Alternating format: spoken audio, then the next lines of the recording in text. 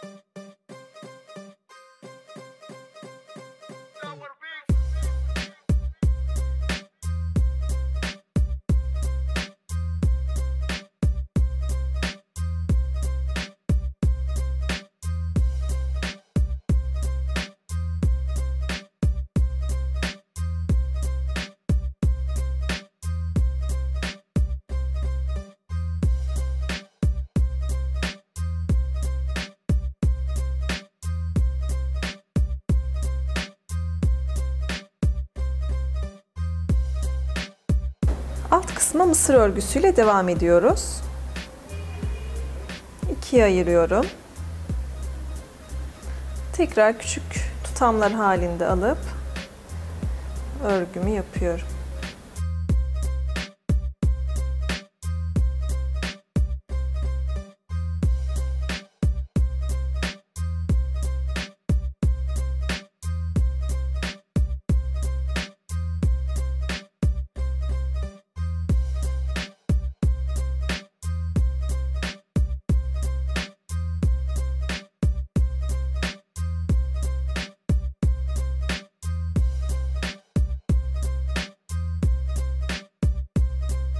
Modelimiz hazır. Hem günlük kullanabileceğiniz hem de özel bir yere giderken kullanabileceğiniz bir model. Her türlü kombin edilebilir. Ters örgüyü yaptıktan sonra bağlama yerini kapattık. Bağlama yerini kapattıktan sonra mısır örgüyle devam ettik. Hem dağınık hem de önlerden toplu olması nedeniyle rahatlıkla kullanabileceğiniz bir model.